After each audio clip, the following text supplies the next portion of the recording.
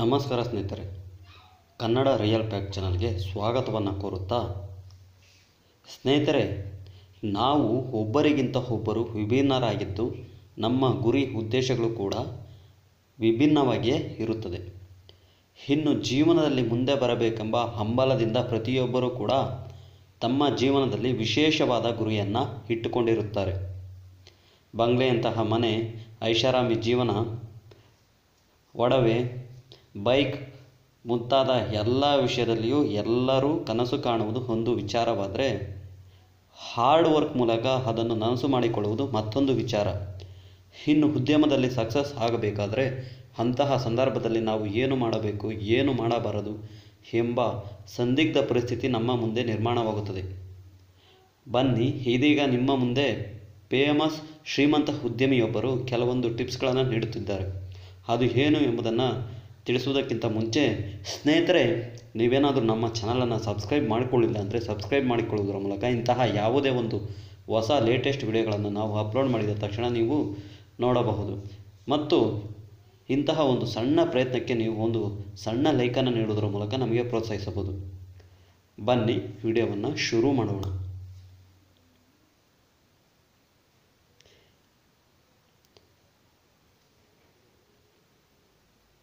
ಸ್ನೇಹಿತರೆ, ಆ ಫೇಮಸ್ ಶ್ರೀಮಂತ ಉದ್ಯಮಿಯೊಬ್ಬರು ನೀಡಿರ್ತಕ್ಕಂಥ ಕೆಲವೊಂದು ಟಿಪ್ಸ್ ಏನು ಎಂದರೆ, ನೀವು ಗೆಸ್ ಮಾಡ್ತಾ ಇರೋದಂತೂ ನಿಜ.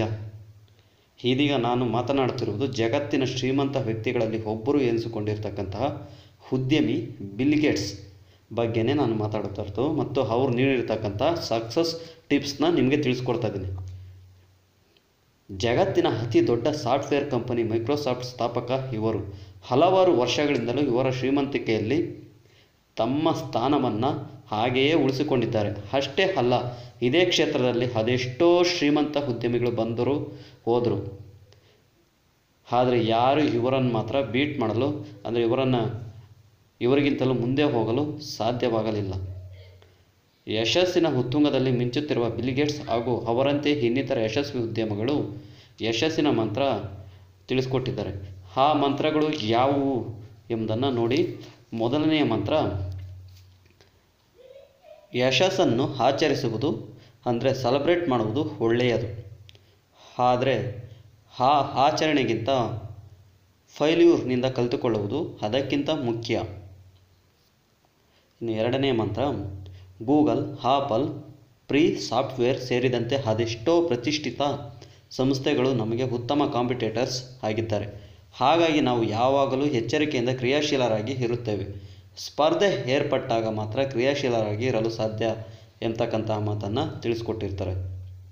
ಮತ್ತು ಮೂರನೆಯ ಟ್ರಿಕ್ಸ್ ಏನು ಎಂಬುದನ್ನು ನೋಡೋಣ.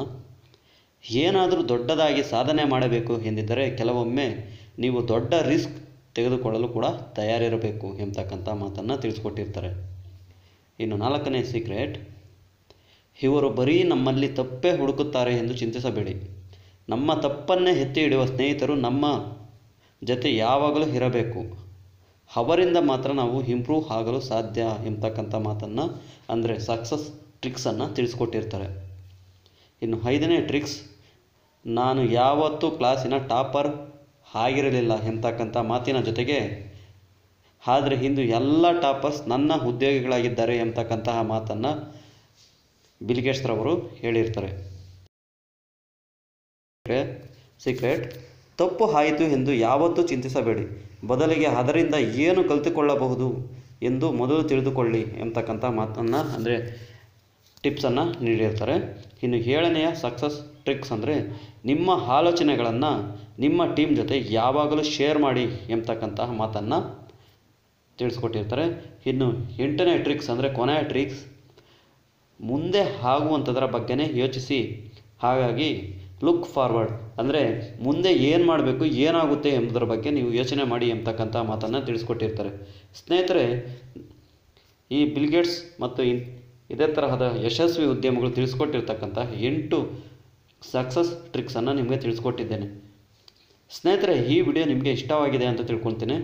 ಈ ಟ್ರಿಕ್ಸನ್ನು ಫಾಲೋ ಮಾಡುವುದರ ಮೂಲಕ ನೀವು ಯಶಸ್ವಿ ಉದ್ಯಮಿಯಾಗುವುದು ಮತ್ತು ನಿಮ್ಮ ಜೀವನದಲ್ಲಿ ಯಶಸ್ಸನ್ನು ಸಾಧಿಸಬಹುದು ಎಂಬತಕ್ಕಂತಹ ನಂಬಿಕೆಯನ್ನು, ಆಶಾ ವಿಶ್ವಾಸವನ್ನು ನಾವು ಇಟ್ಕೊಂಡಿರ್ತೇವೆ. ಸ್ನೇಹಿತರೆ, ಈ ವಿಡಿಯೋ ಇಷ್ಟವಾಗಿದ್ದಲ್ಲಿ ನೀವು ಒಂದು ಲೈಕನ್ನು ನೀಡುವುದರ ಮೂಲಕ ನಮಗೆ ಪ್ರೋತ್ಸಾಹಿಸಬಹುದು. ಧನ್ಯವಾದಗಳು. To help improve the practice of medicine. Bill, it's been a great pleasure talking to you, and thank you very much for joining us. Thank you.